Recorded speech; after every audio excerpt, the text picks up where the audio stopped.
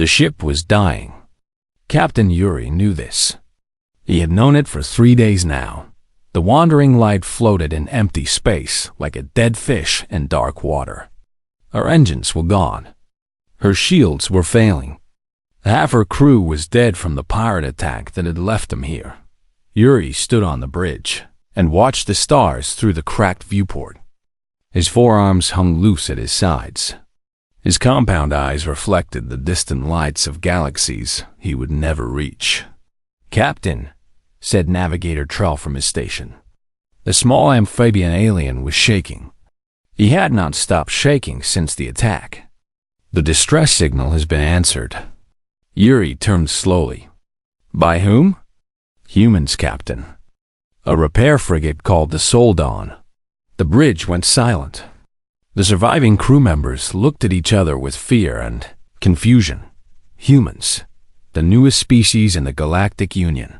They had only discovered faster than light travel 40 years ago. They were practically babies in galactic terms. What could they possibly do to help? "We have no choice," Yuri said finally. "Tell them to come." 2 hours later, a small shuttle docked with the wandering light. Yuri went to meet their rescuers personally. He expected primitive creatures with basic tools. He expected to be disappointed. The airlock opened.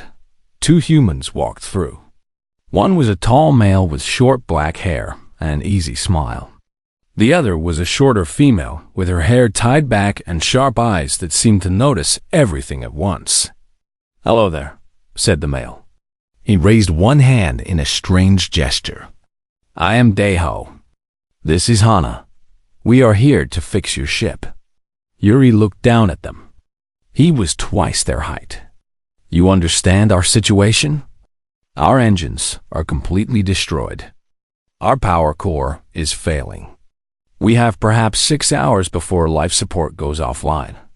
Daiho nodded. He was still smiling. "Yes, we read your signal. Do not worry. We brought coffee." "You brought what?" "Coffee. It helps us think." Daiho held up a metal container. "Would you like some?" "It is very good." Yuri did not know what coffee was. He did not care. "Can you actually repair our ship?" Hana was already walking past him, her eyes scanning the corridor walls.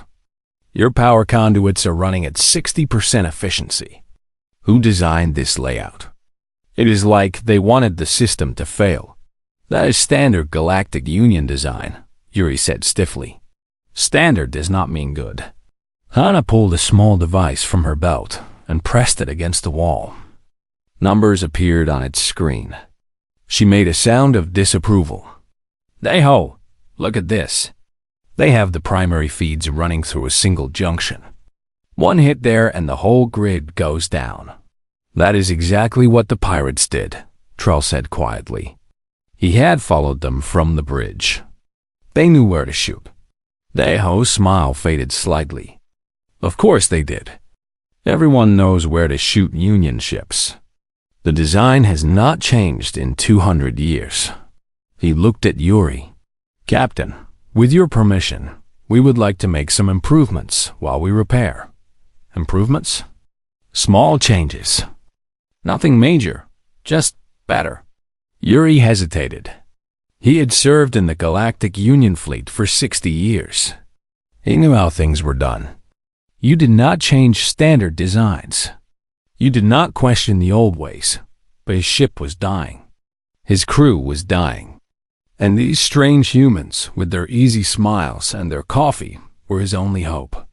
"Do what you must," he said. Hana was already gone, moving down the corridor toward the engine room. Daiho poured himself a cup of dark liquid from his container and took a long drink. "Ah," he said with satisfaction. "Now I can think properly." Trell moved closer to Daiho, curiosity overcoming his fear. "What is that liquid?" "It smells strong. Coffee. It comes from a plant on Earth. We crush the seeds and pour hot water over them." Daiho offered the container. "Would you like to try? Is it safe?"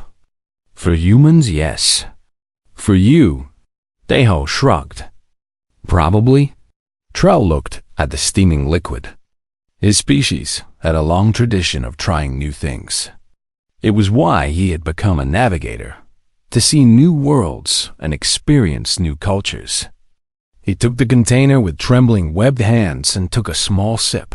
The effect was immediate. His eyes went wide.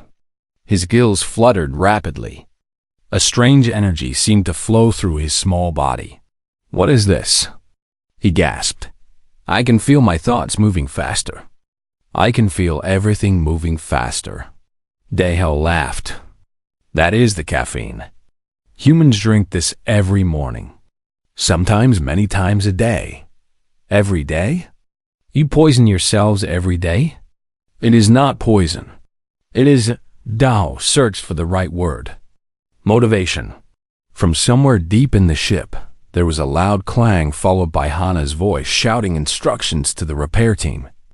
Lights flickered and then grew brighter than they had been in days. Yuri watched in amazement. "What is she doing?" "Fixing things," Deho said simply. "Making them better. It is what we do. But she has only been here for minutes. Hana is very good at her job." Deho took another drink of coffee. "All humans are good at fixing things. We have had a lot of practice. Our own planet tried to kill us many times. Ice ages, plagues, disasters. We survived because we learned to adapt quickly, to improve constantly, to never accept that something cannot be made better." The ship hummed with new energy. More lights came on. The constant groaning of failing systems began to quiet. Captain Yuri realized something in that moment. He had expected primitive creatures. He had expected disappointment. He had been very, very wrong. The humans had only been part of the galaxy for 40 years. But in that time, they had studied every species, learned every technology, understood every system. And then they had asked a simple question: why not better? "Captain," Deho said, his smile returning, "I think this is going to be a very interesting partnership." Yuri looked at the human. He looked at the lights growing stronger. He heard Hana laughing somewhere in the engine room as she worked miracles with alien technology. "Yes," he said slowly. "I believe it will." 72 hours passed. Captain Yuri did not sleep during any of them. He could not sleep. Every time he closed his eyes, something new happened on his ship. Strange sounds. Unexpected lights. The humans were everywhere, doing things he did not understand to systems he thought he knew. Now he stood in the engine room and stared at what used to be his engines. "What have you done?" he whispered. Hana stood beside the massive power core, wiping grease from her hands with a cloth. She looked tired but happy. "We fixed it." "This is not fixed. This is completely different." The old engine had been a simple design. 2 fusion chambers feeding into a single drive system. Standard Galactic Union. Technology, reliable, predictable, safe. The new engine was none of those things. 3 fusion chambers now worked together in a complex dance of energy. New conduits ran along the walls in patterns that hurt Yuri's eyes to follow. Screens showed numbers that should not be possible. "Your original output was 100 units, Hana said. "You now produce 340 units. I also added redundant systems, so if one chamber fails, the others compensate automatically. That is not possible. It was not possible with the old design. The old design was stupid." An elderly alien shuffled into the engine room. Chief Technician Mora had served on ships for 200 years. She had seen every type of engine in the galaxy. She had never seen anything like this. "You," she said, pointing a wrinkled finger at Hana. "How did you learn to modify Union technology like this?" Hana shrugged. "We studied." "Studied what?" "You have only been in space for 40 years. "Yes, and in those 40 years, we learned everything we could about every species we met. Every technology. Every system. Hana smiled. Humans are very good at learning. It is how we survived on our own planet. Deho entered the room carrying 2 cups of coffee. He handed one to Hana and kept the other for himself. Mora, you should see what G1 did to the weapons array. Who is G1? Our weapons specialist. He is quiet, but very good. Mora's old eyes went wide. You changed our weapons too? Improved them. Your targeting system was very slow. G1 wrote new software over the weekend.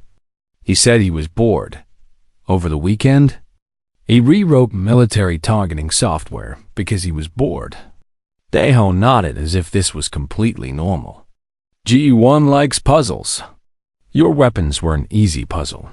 Captain Yuri felt his head spinning. He had asked for repairs. Simple repairs. Fix the engines. Patch the hull. Get them moving again. Instead, the humans had transformed his survey ship into something else entirely.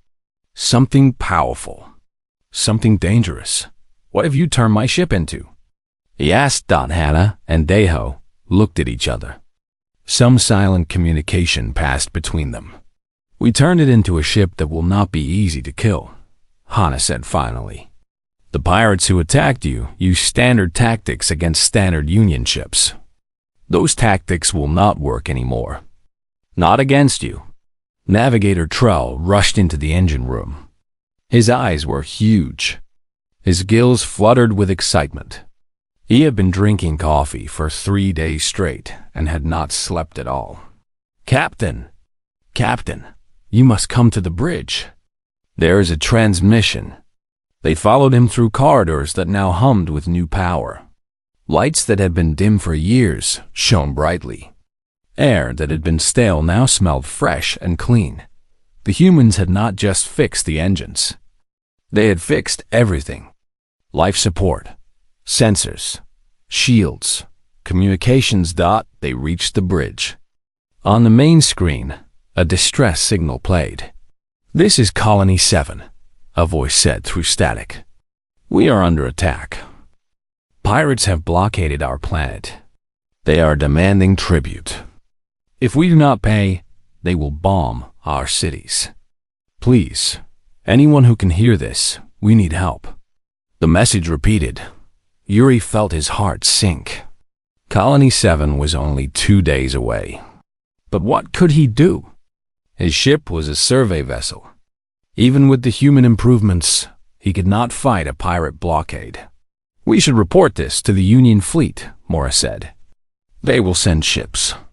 Union ships will take weeks to arrive, Trell said. His voice was strange. The coffee had made him bold in ways he had never been before. The colony will be destroyed by then. There is nothing we can do, Yuri said heavily. We are one ship. Deho set down his coffee cup. He pulled a small communicator from his pocket and pressed a button. Sold on. This is Deho. Are you receiving? Loud and clear, a voice responded. What do you need? Contact the 7th Fleet. Tell Admiral Yumbai we have a situation. Deho paused. Tell her to bring everyone. Yuri stared at the human. What are you doing? Calling for help. You cannot mobilize a war fleet without authorization. There are procedures, protocols, chains of command. Deho smiled. It was not his usual easy smile. This one had something sharp behind it. Humans have different procedures. When people need help, we help them. Then we fill out the paperwork. Hana moved to a console and began typing rapidly. New information appeared on screens around the bridge. I am scanning the area around Colony 7. 37 pirate vessels. Heavy weapons. Standard formations. 37 ships, Mora breathed. That is an armada. It is a problem, Hana agreed. But it is a solvable problem. G1 appeared in the doorway. He was a tall man with a calm face and eyes that missed nothing. He carried a plasma cutter at his hip like a sword. The weapons are ready, he said quietly. All systems are operational. Yuri looked at the humans. These strange creatures who drank poison for breakfast and rewrote military software when they were bored. These newcomers to the galaxy who had been among the stars for only 40 years. You cannot seriously mean to fight a pirate armada. Daeho picked up his coffee cup again. We do not mean to fight them alone. I told you, we called for help. What help? What fleet could possibly arrive in time? On the main screen, new contacts appeared. 1, 5, 10, 20.23 human warships dropped out of faster than light. Travel in perfect formation. They moved as one, like a single creature with many bodies. A new voice came through the communication system. It was an old woman's voice, gentle and warm. This is Admiral Yumbai of Earth's 7th Expeditionary Fleet. We received your message. The voice paused. Someone has been hurting innocent people. We are here to discuss that with them. Trell vibrated with excitement and caffeine. Mora gripped her console with trembling hands. Captain Yuri stared at the screen in disbelief. The humans had called a war fleet. And the war fleet had come. In that moment, Yuri understood something important. Humans did not ask permission. They did not wait for approval. They did not follow the old ways just because they were old. When there was a problem, they solved it. And right now, the pirates of Colony 7 had become a very big problem. The human fleet moved through space like nothing Captain Yuri had ever seen. Union ships traveled in straight lines. They moved from point to point in orderly formations. They followed the old rules that had governed space combat for 1,000 years. The humans did not care about old rules. Their ships danced. They spun and twisted and changed direction in ways that should have been impossible. They moved together without any visible communication, as if all 23 vessels shared a single mind. How are they doing that? Mora whispered from her station. Her old hand shook as she tried to track their movements. The acceleration alone should kill the crews. Human bodies are very tough, Hana said. She stood beside Yuri on the bridge, watching the display with a small smile. And their ships have special systems to protect them during high-speed maneuvers. What kind of systems? The kind we invented when we realized the galaxy's standard designs were too slow. The wandering light followed behind a human fleet. Yuri had insisted on coming despite Daeho's concerns. This was his sector. These were his people under attack. He would not hide while others fought for them. Besides, he wanted to see what the humans could do. The pirate blockade appeared on the long-range sensors. 37 ships arranged in a standard defensive pattern around Colony 7. Heavy cruisers in the center. Faster attack ships on the edges. A textbook formation that had won 100 battles. A transmission came through. The face of a massive reptilian creature filled the screen. His scales were dark green. His eyes were yellow and cruel. Golden chains hung from his neck, symbols of wealth stolen from a dozen worlds. I am Grix, the creature growled. Warlord of the outer sectors, you are outnumbered. Turn back now or die. Admiral Yumbai's face appeared on a second screen. She was a small woman with gray hair and kind eyes. She looked like someone's grandmother. She looked like she should be making soup, not commanding a war fleet. Hello, Mr. Grix, she said pleasantly. I am Admiral Yumbai. We are here to ask you to leave these nice people alone. Grix laughed. It was an ugly sound. Ask? You bring 23 ships against my 37, and you ask? We believe in being polite. It costs nothing to be polite. Polite will not save you, human. You are children playing at war. You do not understand what you are facing.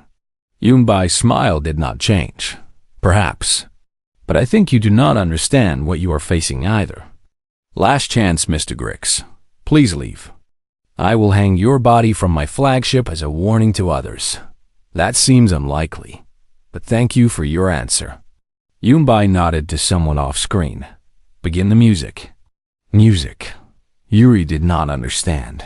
What did music have to do with battle? Then he heard it. Through every communication frequency, on every channel, blasting from every human ship at maximum volume. Music. Strange music with heavy beats and voices singing in a language Yuri did not know. It was fast and energetic, and somehow both joyful and aggressive at the same time. What is that noise? Mora demanded. Kapop, Daeho said. He was tapping his foot to the rhythm. Korean popular music. Humans play it when we need motivation. You play music during battle. It helps us focus, and it confuses the enemy. The pirate fleet was indeed confused. Their orderly formation wavered as captains tried to understand what was happening. Some tried to block the signal. Others just stared at their screens in bewilderment. The humans attacked. Their ships split into 3 groups and came at the pirates from different angles. They were outnumbered, but they did not seem to care. Their weapons fired in patterns that no defensive system could predict. The first pirate ship exploded, then the second, then the third. On the bridge of the Wandering Light, Trell bounced up and down with excitement. He had been drinking coffee for 4 days straight. Sleep was a distant memory. He felt more alive than he had ever felt in his life. Look at them move, he shouted. That ship just rotated completely around while still firing. How is that possible? Practice, Hana said simply. Lots and lots of practice. The pirates tried to regroup. Grick screamed orders over the communication channels. His ships attempted to form a new defensive pattern. The humans did not let them. Every time the pirates began to organize, human ships appeared from unexpected angles and broke their formation apart. It was like watching a pack of hunters taking down larger prey. Quick strikes, constant pressure, no mercy. You spent thousands of years fighting each other, Yuri said slowly. He was beginning to understand. On your own planet, before you came to space. Yes, Daeho said. His voice was quiet now. The easy smile was gone. We fought wars, many wars, terrible wars. We learned things about combat that we wish we did not know. And now you use those things here, only when we must. Only to protect people who cannot protect themselves. Daeho looked at Yuri with serious eyes. We do not enjoy this, Captain, but we are very, very good at it. On the screen, another pirate ship broke apart under human fire. The battle had been going for only 2 hours. Already, half of Grix's fleet was destroyed. The warlord's face appeared on the communication channel again. He looked different now. The arrogance was gone. Fear had taken its place. Stop. I surrender. I will leave. Just stop. Admiral Yunbai appeared beside him on the split screen. She was still smiling that grandmother's smile. That is very kind of you, Mr. Grix, but I am afraid we are not finished yet. I said I surrender. Yes, I heard you.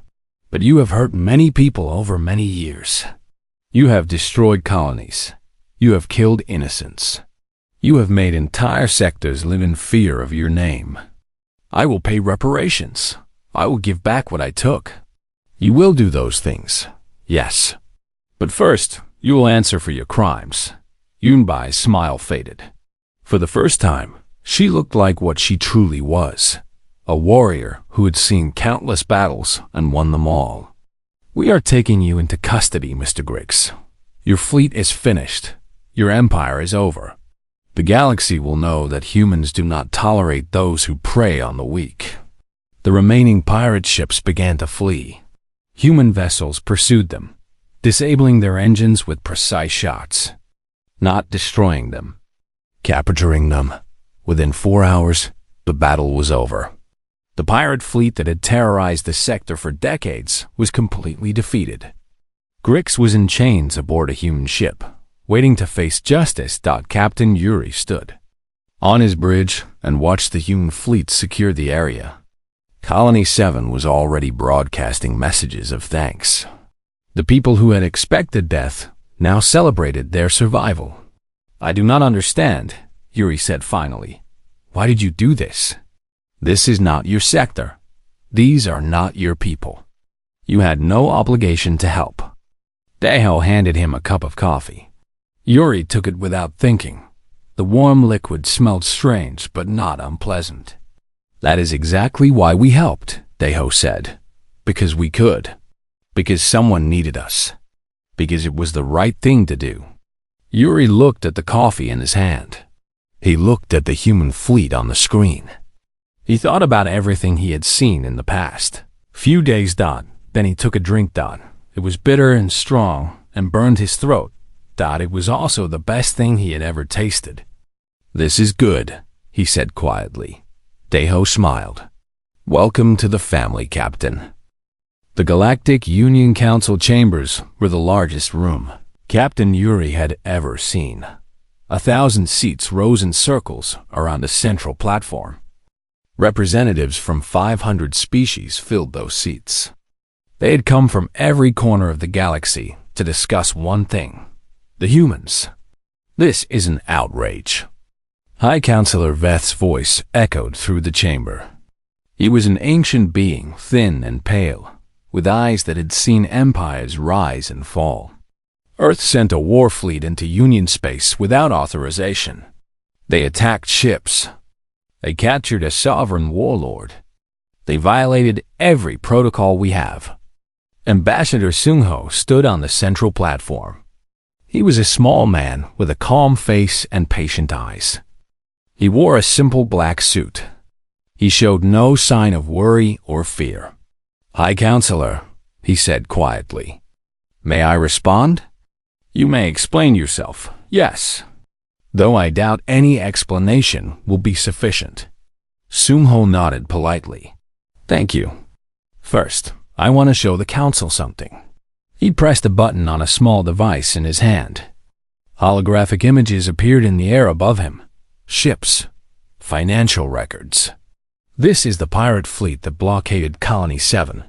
37 ships. Commander, Warlord Grix. Active for 60 years. Responsible for the destruction of 12 colonies and the deaths of approximately 4 million beings." The Council was silent. Everyone knew about Grix. Everyone knew about his crimes.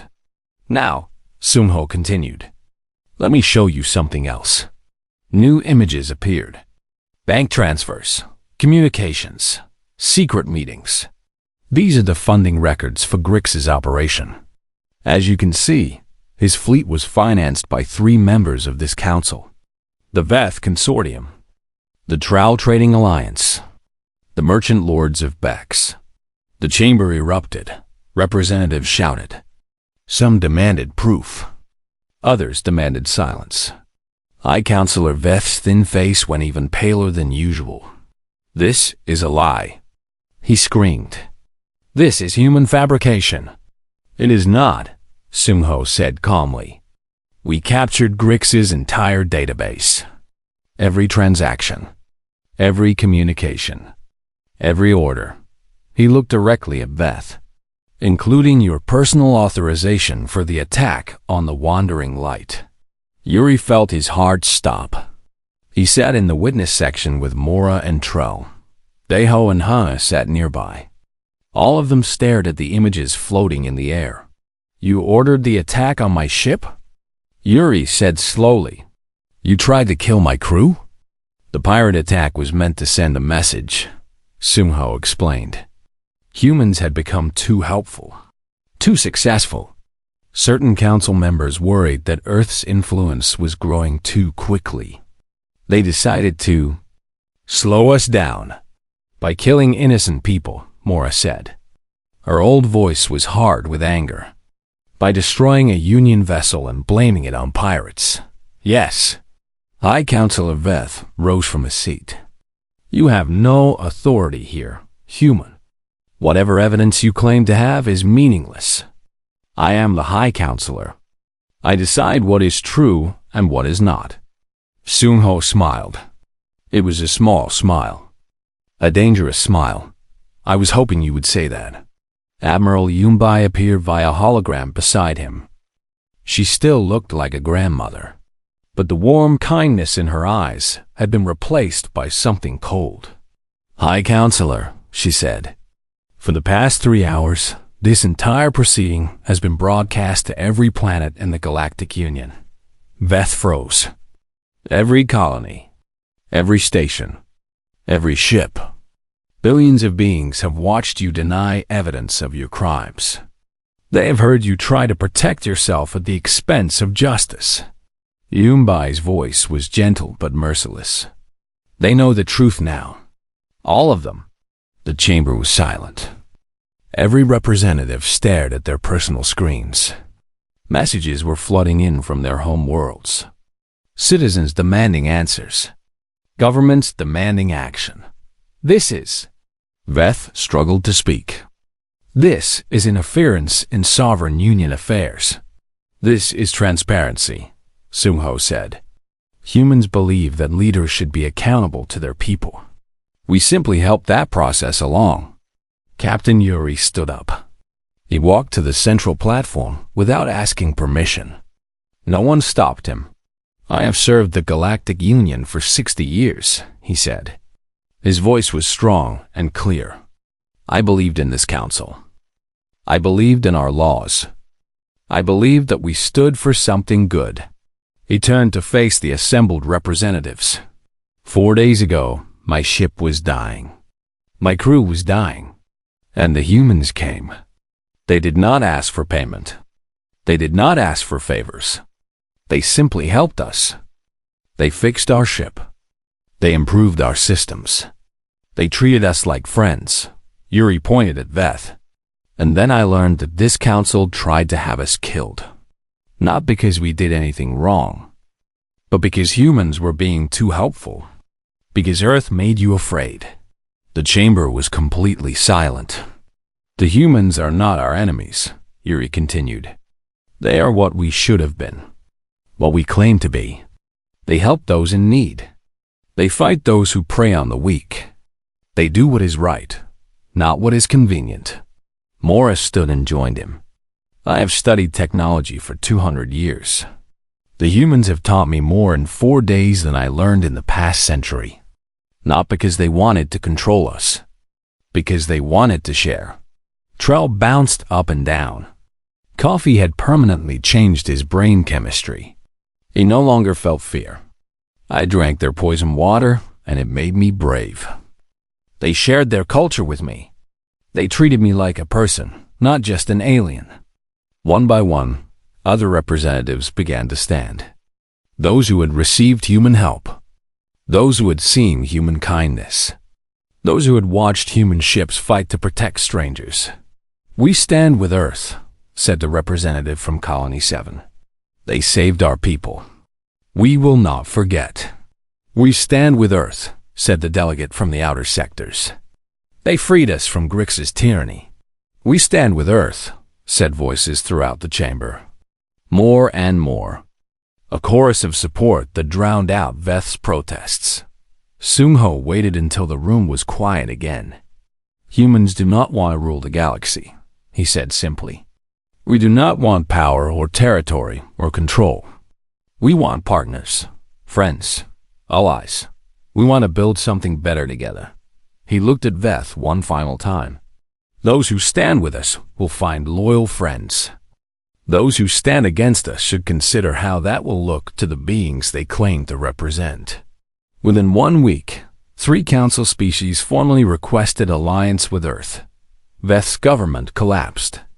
He and his co-conspirators were arrested and charged with crimes against the Union. A new High Council was formed. For the first time in galactic history, a human was offered a seat. Sungho accepted. "We are entering a new era," he said at his acceptance speech. "An era where species help each other instead of fear each other.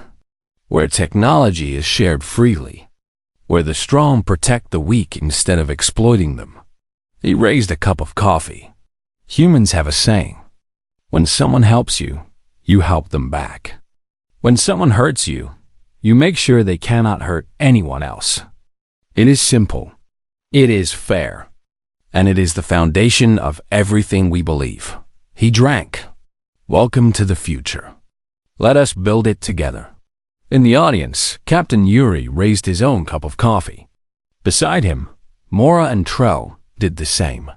They were no longer strangers to humanity. They were family. 6 months passed. The galaxy changed. Day-Ho stood in the engineering bay of a brand new station, watching teams of humans and aliens work together on machines that would have seemed impossible a year ago. Screens showed designs from a dozen different species, all combined into something greater than any single civilization could have created alone. The fusion efficiency is up another 12%, Hana reported from her console. If we keep improving at this rate, we will have unlimited clean energy within 5 years. Good, Deho said. He smiled his easy smile, the one that had calmed so many frightened aliens during those first days on the Wandering Light. What else? The medical teams have combined human and alien techniques. They cured 3 diseases this month that have killed millions over the centuries. The agricultural projects have increased food production across 40 colonies. And the education program now has students from 200 species learning together. All because we fixed one broken ship. All because we were willing to help when help was needed. The doors opened. Captain Yuri walked in, followed by his old crew. But they looked different now. Stronger. More confident. The fear that had haunted them during the pirate attack was completely gone. Deho, Yuri said. I have news. Good news or bad news? Good news. The Council has approved the joint fleet proposal. Human and alien ships working together. I have been asked to command the flagship. Deho's smile grew wider. Captain Yuri, commanding an entire fleet. I remember when you thought humans were too primitive to help you.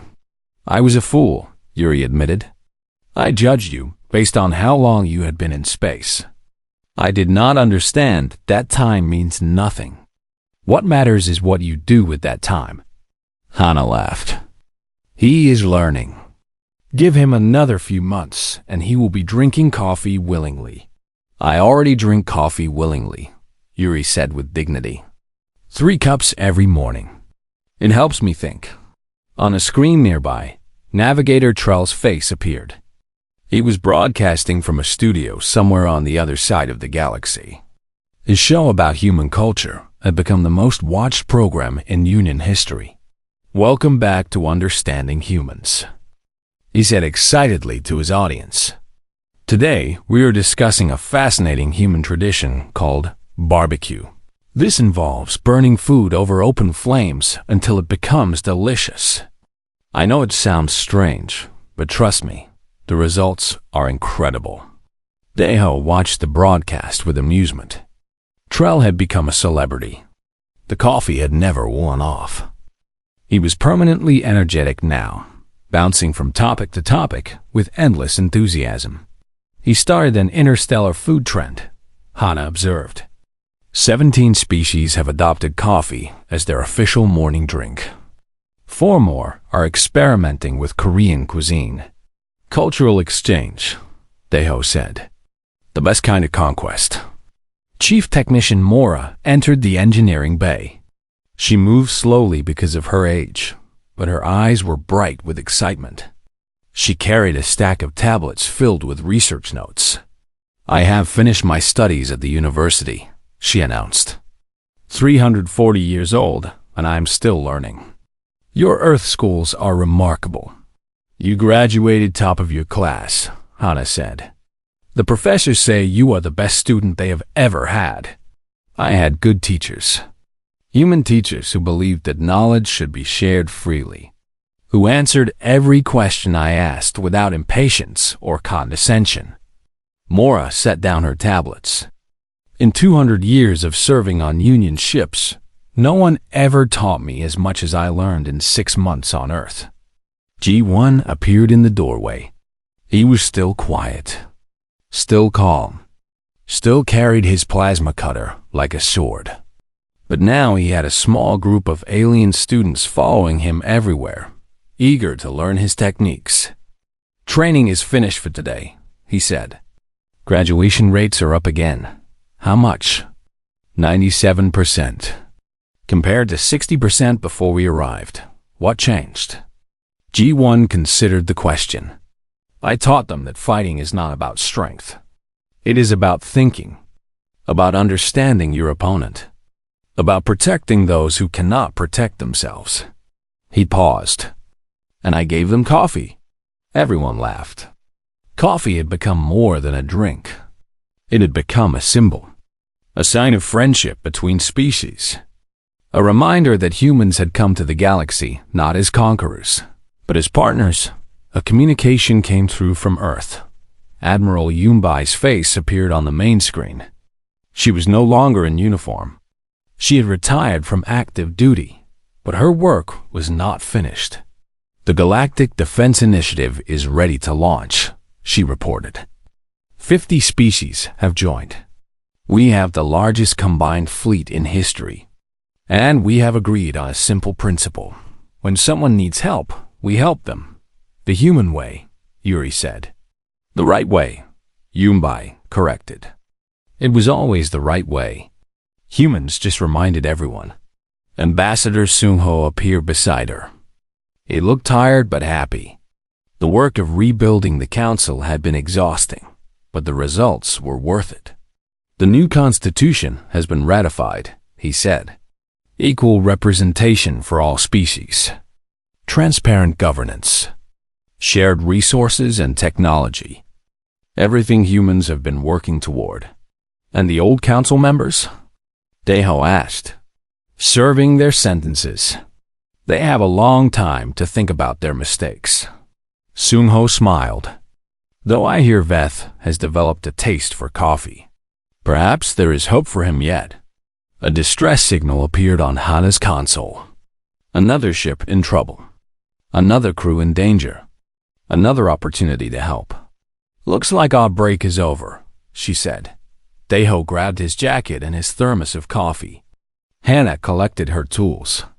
G1 checked his equipment. Mora gathered her tablets.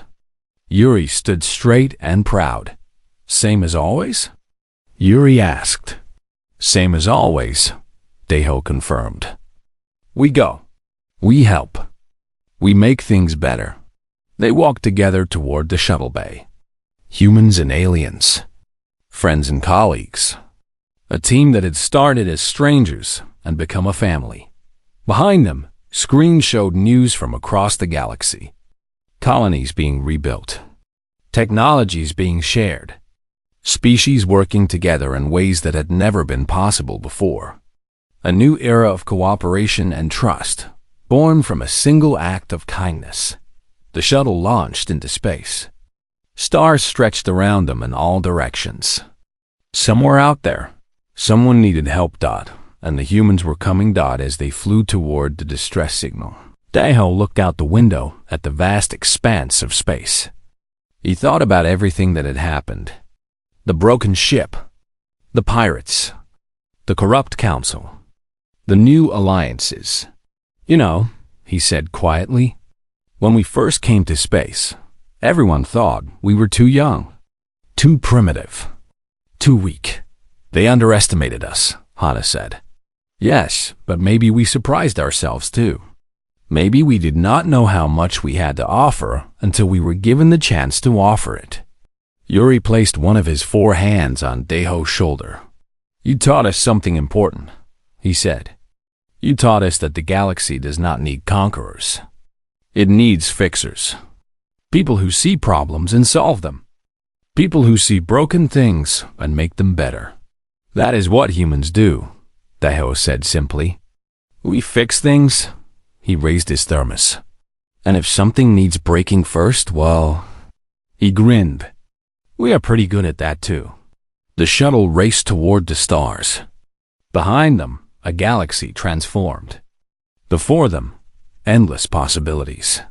The humans had arrived, and nothing would ever be the same again.